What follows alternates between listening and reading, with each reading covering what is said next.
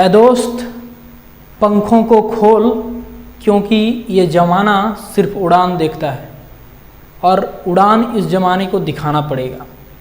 इसके लिए जितना भी आप जिस तरह से भी मेहनत कर सकते हैं करिए, मेहनत से पीछे मत हटिए, क्योंकि ये ज़माना वही याद रखेगा जो आप करके जाओगे। बिना कुछ किए ये ज़माना आपको भूल जाएगा। ठीक है, देखिए हम लोग पिछला क्लास में कंपाउंड इंटरेस्ट स्टार्ट किए थे और कंपाउंड इंटरेस्ट का 2 साल का ये पढ़े थे हम लोग। 2 साल से कैसे क्वेश्चन बनते हैं और उसका क्या क्या तरीका हो सकता है, 4 से 5 तरीका हम आपके सामने डिस्कस करने का कोशिश किए थे। बहुतों को समझ में आया होगा, नहीं समझ में आया होगा तो कोई बात नहीं, हम क्वेश्चन के थ्रू से उसको बहुत बेहतर ढंग से चलेंगे। देखिए सबसे पहले तो हम जो क्वेश्चन लिए हैं वो आप लोग को दिख रहा होगा 2 साल का ही है, 2 वर्ष का ही है। और ये कोशिश करेंगे आज की क्लास में बिल्कुल बेसिक क्वेश्चन लें, 2 साल का ही क्वेश्चन लेके हम चीज़ों को समझाने का कोशिश करेंगे। हम बोले थे चक्रवृद्धि ब्याज वो ब्याज है जिस पे ब्याज पर ब्याज जुड़ता है। 2 साल के लिए ये कॉन्सेप्ट समझिए।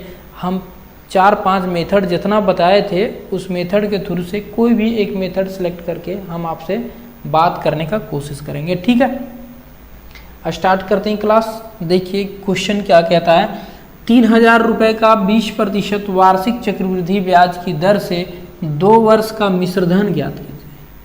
आप समझ रहे हैं क्वेश्चन को, बोलता है 3000 रुपया है, 20% वार्षिक चक्रवृद्धि ब्याज की दर से 2 वर्ष का मिश्रधन ज्ञात कीजिए। 2 वर्ष का मिश्रधन ज्ञात कीजिए। आप अगर यदि ये चीज़ देख रहे हैं तो इसको फॉर्मूला पे बिठा के भी आप कर सकते हैं बहुत आसानी से, उसमें किए नहीं है। लेकिन अगर यदि आप ट्री मेथड भी यूज़ करते हैं तो ये आसानी से आपको उत्तर दे देगा, काहे कि ये जो फ्रैक्शन का वैल्यू है, सॉरी परसेंटेज का वैल्यू है वो बहुत ही आसान है। ठीक है, जैसे 3000 रुपया है, 3000 रुपया है 2 वर्ष के लिए ना दिया, ये 2 वर्ष के लिए किस रेट पर, तो आप बोलिएगा देखिए 3000 को 2 वर्ष के लिए दिया किस हिसाब से। इस क्वेश्चन के थ्रू से हम आप लोग को एक कॉन्सेप्ट भी समझाना चाह रहे हैं, वो देखिएगा थोड़ा। 2 वर्ष के लिए क्या बोलता है, 20% के हिसाब से, मतलब पहला वर्ष आपको 20% ब्याज देना पड़ेगा। आप देखें पहला वर्ष पे इस पे 20%, ये प्रतिशत 2 जीरो को काट देगा और ये 3 दूनी 6 और 2 जीरो, 600 रुपया आपका पहला वर्ष का ब्याज हो जाता है। अब जब आप अगले वर्ष में जाते हो सेकेंड ईयर में तो आप इस पे तो ब्याज दोगे ही दोगे। जो आपने मूलधन लिया है 3000 उस पे तो 20% दोगे ही दोगे, प्लस ये जो आपका ब्याज पहले 1 साल में बढ़ गया इस पे भी आपको 20% देना पड़ेगा। आप दीजिए, भरिए। आप कैसे भरिएगा, इसका 20% वही 600। ठीक, और ये कितना आ जाएगा तो आप बोलिएगा इसका 20%, 6 दूनी 12 और 1 जीरो। प्रतिशत बहुत अच्छे से समझना पड़ेगा इन सारे चैप्टर को समझने के लिए, तभी आप इतना आसानी से लिख पाइएगा। जो नहीं समझ पा रहे हैं वो बिल्कुल पीछे के क्लास को देखिए, प्रतिशत से स्टार्ट कीजिए, समझ पाइएगा बहुत बेहतर ढंग से। अब देखिए मेरा क्या, उसने पूछा कि मिश्रधन क्या है। मिश्रधन क्या हो जाएगा मेरा, 3000 तो हम लिए थे उससे भैया, 3000 वो मुझे पैसा दिया था। और देखें 6 1200 और 1200 और 1320 रुपया क्या हो गया, 1320 रुपया मेरा ब्याज हो गया, इस CI हो गया। ठीक है, CI हो गया और ये क्या था, P था। दोनों को जोड़ देंगे मिश्रधन आ जाएगा। तो आप बोलिएगा ये 4320, इतना रुपया आपका मिश्रधन हो जाएगा। बहुत सिंपल सा था, ऐसा तो है नहीं बहुत डिफिकल्ट था। अब यहाँ से देखिए ये वैल्यू हम बार बार लिखेंगे और ये करेंगे तो आप ये चीज़ को देख पा रहे होंगे, ये हमेशा साधारण ब्याज का ये यूज़ करेगा। जैसे अगर यदि आगे चल के ऐसा क्वेश्चन बनता है कि बताइए 2 साल के लिए CI माइनस SI मतलब साधारण ब्याज और चक्रवृद्धि ब्याज का अंतर क्या होगा, साधारण ब्याज और चक्रवृद्धि ब्याज का अंतर क्या होगा, तो ये तो आपको पता होगा कि साधारण ब्याज से ज़्यादा ही होगा चक्रवृद्धि ब्याज। ये चीज़ तो आप समझ चुके होंगे इतना ये में। लेकिन आप देख रहे हैं कि ये अंतर अगर यदि ऐसा पूछे और हम ट्री मेथड का यूज़ कर रहे हैं तो अंतर मेरा यही होता है, जो नीचे मेरा वैल्यू आ रहा है दूसरे साल में वही मेरा अंतर हो जाएगा। आप बोलिएगा कैसे, अगर यदि हम CI का पूछें, CI का पूछें तो आप बोलिएगा CI तो ये ब्याज तो इतना ही मिला है, पूरा जोड़ देंगे हम CI निकल जाएगा, तो आप बोलिएगा 6, 12 और ये 13, 1320। CI की जगह 1320 यूज़ कर लीजिए। माइनस का SI क्या होता है ये देखिए, SI हम बोले थे हर साल के लिए बराबर होता है, तो हर साल के लिए 600 रुपया पहले साल के लिए भी, दूसरे साल के लिए भी 600 रुपया, मतलब ये कितना हो जाएगा 1200 रुपया मेरा SI हो जाएगा। आप जब इसको ये कीजिएगा तो देखिएगा कि 120 रुपया आपका ये दोनों का अंतर आ रहा है। मतलब अगर यदि अंतर का बात करें तो जो नीचे रहेगा वो वैल्यू हम बोल सकते हैं कि उसका अंतर होगा। ठीक, ऐसा क्वेश्चन बनता है, हम आप लोग के सामने लाएंगे, लेकिन इस तरह का क्वेश्चन हम अलग अलग न्यूमेरिकल वैल्यू के साथ जाके और बनाने का कोशिश करेंगे। ठीक है, आप ऐसे फ्रैक्शन मेथड भी यूज़ कर सकते थे। 20%, आप देखिए 20% आपका क्या होता है, 20% समझिए, थोड़ा स्टार्टिंग क्वेश्चन है एकदम, कोई भी ऐसा ये नहीं है कि आप छोड़ के चलेंगे तो नहीं, ये भी जानना जरूरी है। 20% 1/5 मतलब 5 जो धनराशि थी वो 6 हो गई, और हम कल बोले थे कि जब 2 साल के लिए होता है तो फिर 5 से 6 होगा, पहला साल में 5 से 6, दूसरा साल में भी 5 से 6, तो हम स्क्वायर कर दें, तो आप बोलिएगा हाँ बिल्कुल कर दीजिए, इसमें कोई बड़ी बात नहीं, ये फाइनली स्क्वायर ही होता है। तो मतलब 25 जो धनराशि थी वो बढ़ के कितना हो गई 36, 25 जो धनराशि थी वो बढ़ के कितना हो गई 25 नहीं है भाई, ये 25 धनराशि नहीं है, ये 3000 है। तो आप ये कह सकते हैं कि 25 का वैल्यू कितना है, 25 का वैल्यू हम इधर लिखते हैं, 25 का वैल्यू कितना है 3000 है, 3000 है, मतलब कितना गुना है, तो आप बोलिएगा ये तो गुना है 8, 12 गुना ना 3 और 1, ठीक है, 120 गुना है, मतलब ये भी 120 गुना होगा, 120 गुना। आपको गुना करना आता है, बोलिएगा हाँ बिल्कुल आता है,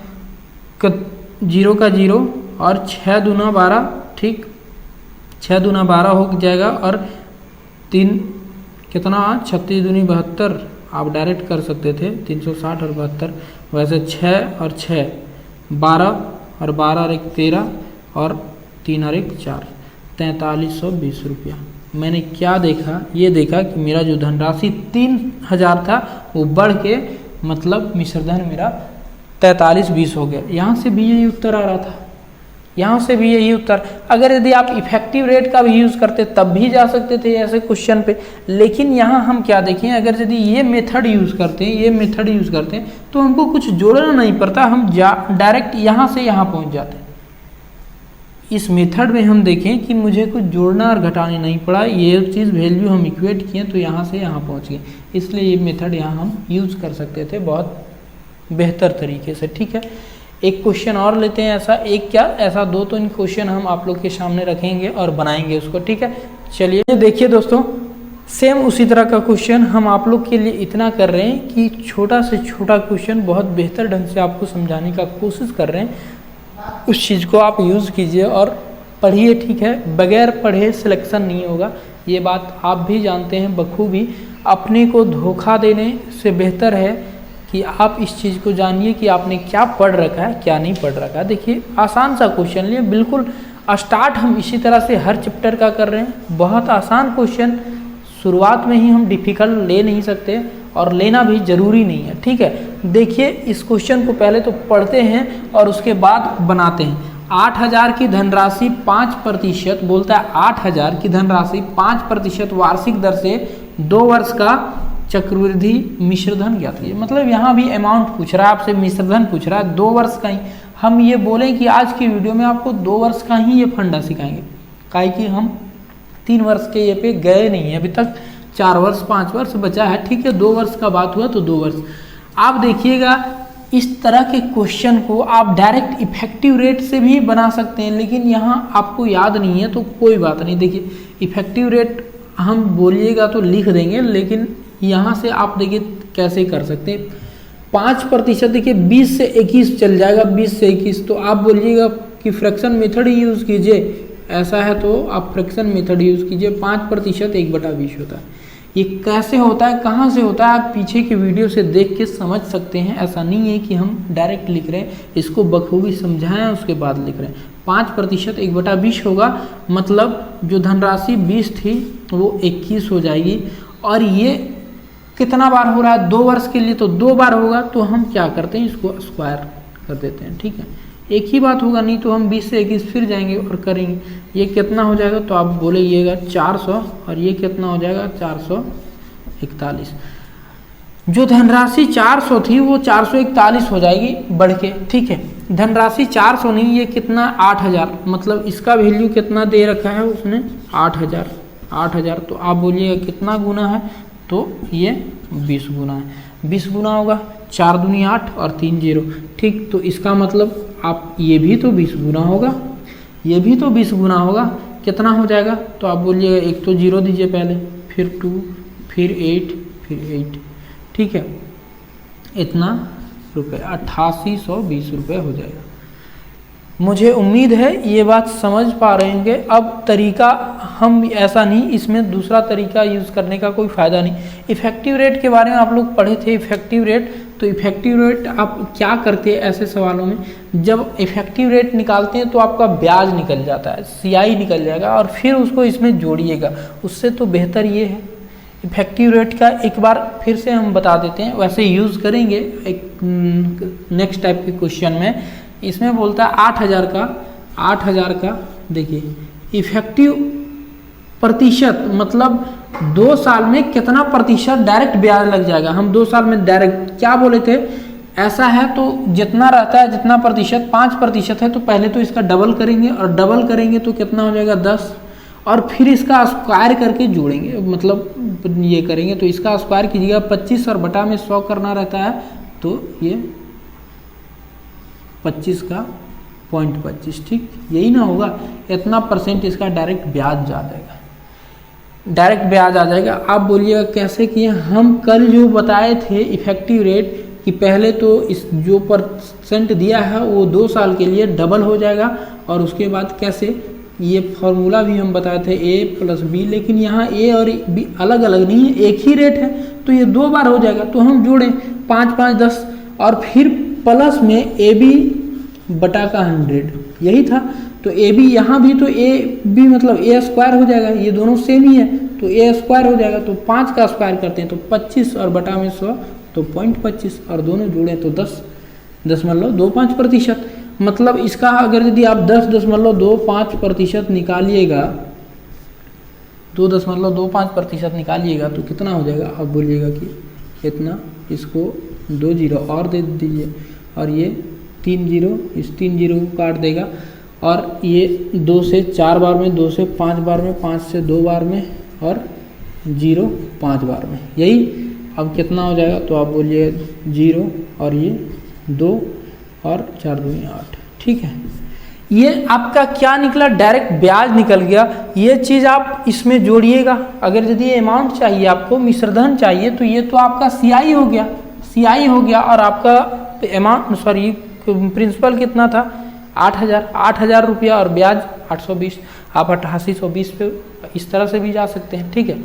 हम दोनों क्वेश्चन में कोशिश किए कि कल जो हम लोग पढ़ी 5 टाइप का जैसे सॉल्यूशन करने का तरीका, उसमें पिछला क्वेश्चन में हम एक बता दें ट्री मेथड, इसमें एक्स्ट्रा बता दें ये इफ़ेक्टिव रेट, और ये तो फ्रैक्शन मेथड हम यहाँ यूज़ कर रहे हैं, क्योंकि डायरेक्ट ये चीज़ से ये चीज़ हम पहुँच पा रहे हैं, ठीक है। आपको भी यूज़ यहाँ यही करना है। जब नेक्स्ट टाइप पे इसका ज़रूरत पड़ेगा तो हम खुद ब खुद बताएंगे आप लोग, ठीक है। अगला क्वेश्चन करते हैं, देखते रहिए। देखिए दोस्तों, अगला क्वेश्चन पे बढ़ते हैं हम लोग। थोड़ा सा ऐसा क्वेश्चन लेने का कोशिश किया जिसमें कैलकुलेशन थोड़ा सा है, आप लोग समझिएगा। कैलकुलेशन आ जाए तो इससे ये नहीं फ़र्क पड़ता कि आप अपना तरीका चेंज करिएगा, नहीं, तरीका जितना भी हो सकता है हम दिखा दिए उस चीज़ को। आप सिर्फ और सिर्फ कोशिश कीजिए आप उसको कैसे और कब अप्लाई करते हैं। देखिए मैं करता हूँ, 45,000 रुपये पर 15% वार्षिक दर से 2 वर्ष के अंत में कितना चक्रवृद्धि ब्याज उपचित होगा। देखिए ये डायरेक्ट पूछा है कि चक्रवृद्धि ब्याज बताइए, तो हम देखते हैं डायरेक्ट चक्रवृद्धि ब्याज ये 15% है। 15% का इफेक्टिव रेट क्या आ जाएगा भैया, 15% का इफेक्टिव रेट क्या आ जाएगा, तो आप बोलिएगा कि इफेक्टिव रेट निकालने के लिए मतलब ये इफेक्टिव रेट वो चीज़ होता है, अगर यदि नहीं समझ पा रहे हैं तो ये समझिए, इफेक्टिव रेट वो चीज़ होता है जो 2 साल में डायरेक्ट आप यूज़ कर पाइएगा। 2 साल में, जैसे 2 साल में पूरा ब्याज वो कितना प्रतिशत लगेगा वो निकाल देता है, ठीक है। तो 2 साल के लिए ये तो आप पहले डबल कीजिएगा 15 दूना 30, ठीक।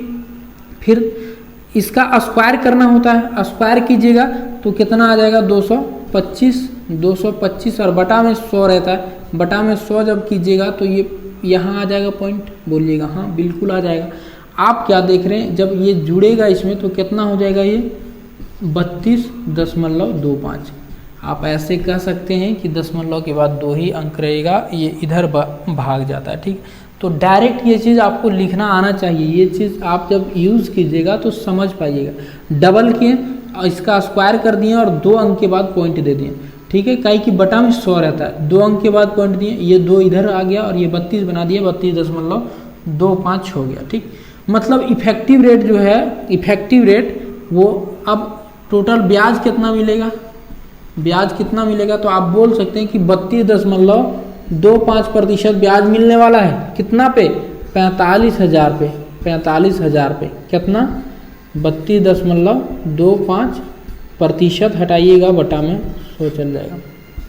ये डायरेक्ट CI आवाज़ कर रहा है इतना कि इतना हो जाएगा, ठीक है।